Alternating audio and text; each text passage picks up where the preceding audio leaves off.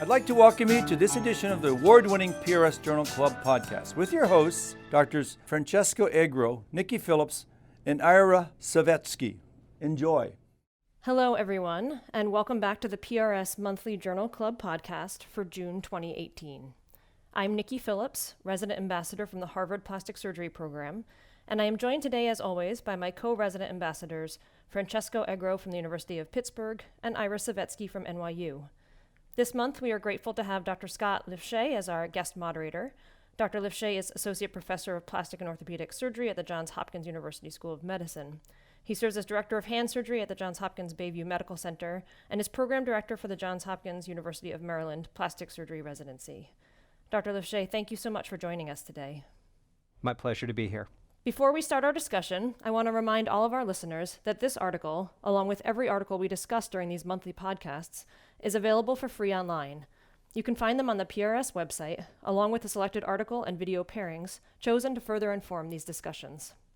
The article I selected for this month's Journal Club is entitled Targeted Muscle Reinnervation, Considerations for Future Implementation in Adolescents and Younger Children by Dr. Kevin Zwo et al. The authors begin by providing a broad overview of the field of targeted muscle reinnervation. For those listeners who may not be as familiar with this technique as others, targeted muscle reinnervation was originally designed to improve myoelectric prosthesis control for proximal level upper extremity amputees. The vast majority of the development and description of this technique was performed at Northwestern University by Drs. Quicken and Damanian. To take it back one step further, it's worthwhile examining the problem that this group was trying to address in the first place. So major upper extremity limb loss significantly impairs independence, return to work, and ability to perform activities of daily living. Most powered artificial limbs are controlled via a surface electromyogram, which responds to myoelectric signals from a pair of agonist-antagonist muscles in the amputated limb. With earlier generation prosthetics, only a single motion can be controlled at a time, rendering complex movements difficult to complete. The challenge for patients with proximal level amputations was further heightened as proximal muscle functions were used to control distal movements, which was not intuitive. Patients underwent prolonged rehabilitation protocols to learn how to use these prosthetics, with relatively unsatisfactory long-term outcomes. So as previously mentioned, TMR was designed to address these challenges and improve myoelectric prosthesis control for proximal level upper extremity amputees. This, of course, was performed in conjunction with the development of more sophisticated myoelectric prosthetic designs. Targeted muscle reinnervation creates nerve muscle units between divided nerves and nearby, otherwise functionless or redundant muscles. These muscles then serve as a biological amplifier for the nerve signal and allow patients to control movements in a manner which is much more intuitive than previous designs. Since 2002, over 100 adults worldwide have undergone TMR with excellent reported functional outcomes. Decreased neuroma pain has also been described as a result of this procedure and is the subject of ongoing inquiry. As highlighted by the authors of this current paper, indications for TMR at this time include adult patients with transhumeral or shoulder disarticulation level amputations who are medically healthy with adequate regional soft tissue coverage and intact cortical control of brachial plexus nerves and proximal muscles. This then leads us into the heart of this month's featured article. Who should be considered a candidate for TMR, and how can we apply and expand upon the lessons already learned from this technique? The authors of this month's paper focus on the pediatric and adolescent populations as potential beneficiaries of TMR. Upper limb absence in children over 10 is usually acquired, with 75% due to traumatic injuries and 25% due to other causes, including malignancy, infection, brachial plexus injury, or vascular insufficiency. As is well known, the cortical plasticity of children allows for significant ability to adapt to their circumstances, and children who are born with congenital deficiencies often display an exceptional capacity to compensate. However, children with bilateral deficiencies are clearly at a significant disadvantage, and adolescents who suffer an acquired upper extremity loss may not adjust in the same way. Additionally, as children mature, other issues come into play, increasing independence from family, and awareness of social norms, and potentially the need for more complex movements for specific situations, all of which may benefit from the use of a prosthetic device. Currently, however, prosthesis rejection rates in children are high, nearly 45% in unilateral amputees, 75% in congenital bilateral amputees. The authors cite the inability of current prosthetic options to provide reliable, intuitive, sensory and motor function as the major reasons for children abandoning these devices. Of course, multiple factors must be considered and addressed when looking at the reasons behind these statistics: family support, social awareness, timing of fitting, device comfort, functionality, and ease or intuitiveness of use are all factors that need to be thought about. The authors suggest that this patient population may benefit from TMR specifically because it addresses several of these issues by providing a prosthetic device which is more intuitive to use with improved functional outcomes. They do, however, highlight the need for ongoing improved prosthetic designs to specifically address the needs of the pediatric population. Children need devices which are lightweight, durable, and custom fit, and would require regular adjustments every 3 to 6 months to accommodate growth. Of course, baseline requirements for pediatric patients would include clinical or electrophysiological evidence of functioning nerve stumps. So patients with developmental anomalies of the central or peripheral nervous pathways, pathology of the neuromuscular junction, or degenerative muscle disorders are not appropriate candidates for TMR. Although the authors recognize the bioethical concerns involved with performing these procedures in a pediatric population, the potential benefits for these patients are enormous. TMR has already shown tremendous promise in restoring function to adult patients, and I agree with the authors that this technique could significantly improve the quality of life in the pediatric patient population as well. The authors specifically identify children with bilateral congenital upper limb absence and adolescents with unilateral acquired limb absence as those most likely to benefit from the procedure. So this leads to one of my first questions about the article, and I want to address this to Dr. Lifchez. I thought that this criteria, while reasonable, was potentially a little bit restrictive. I understand that there's a reticence to subject children unnecessarily to the risks of anesthesia, but I really think that there's potentially a lot of functional benefit for this surgery. So do you agree with the criteria that were proposed by the authors, and how would you begin the process of thinking about screening and including pediatric patients for TMR? I think you highlighted a number of the issues that affect it. I think you consider how well will the child that you're considering TMR for be able to benefit from this? And there are a lot of things that weigh into this, some of which you've already mentioned, things like the social support at home, what level of development are they? The authors kind of touched on something important and put forth what data there is, but I think have to acknowledge we don't have the answer, and that is for these children with congenital loss of limb that have never, in theory, mapped their motor cortex to, let's say, a right arm, because there's never been a right arm, what is their ability to map to, I need to close my right hand if they've never had a right hand. They present some data on functional MRI, which I think is the best information we have, but I don't think it really answers the question of what happens if you plug the median nerve stump of the brachial plexus into the pec minor or something like that. Will the brain learn what it means to close the left hand if that median nerve has never been asked to do that previously? I think that's issue number one.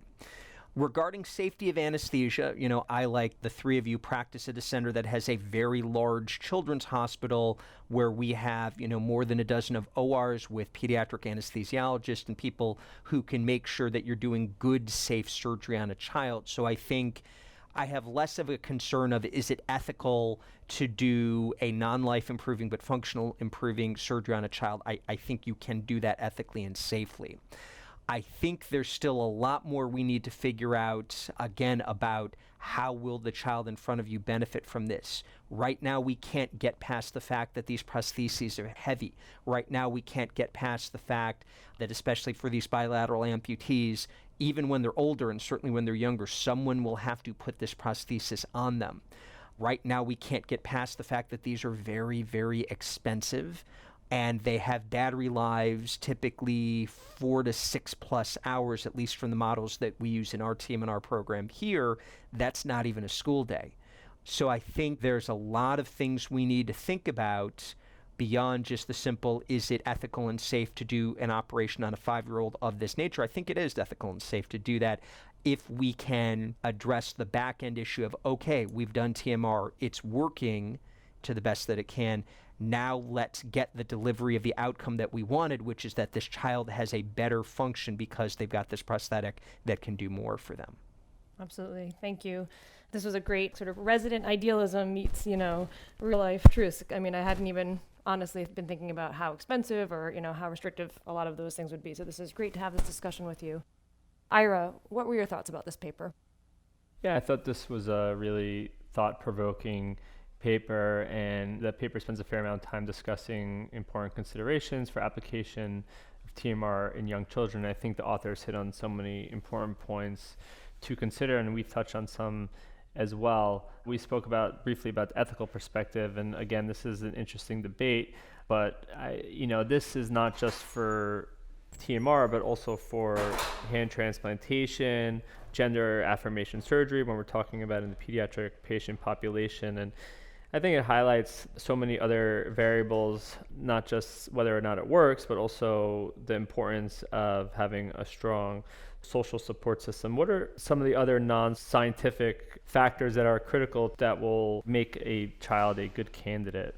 I think we've covered a lot of them. I'll see if there are any that we haven't listed yet. Social support that you touched on comes in a lot of different levels, not just the parent at home with them to help them don and doff the prosthesis, somebody who can get them to and from doctor's appointments, kids being active people. The authors did put in the article, you would expect a higher component fatigue or component breakage in the pediatric population when a child maybe just can't be quite as good of a steward of the prosthetic, and you just have to know that that's the case for a child. Is there a parent or family member, somebody available to get them in for that replacement or that upgrade or that resizing or the refitting, or it's rubbing in a certain way to make the contacts fit better and be less traumatic?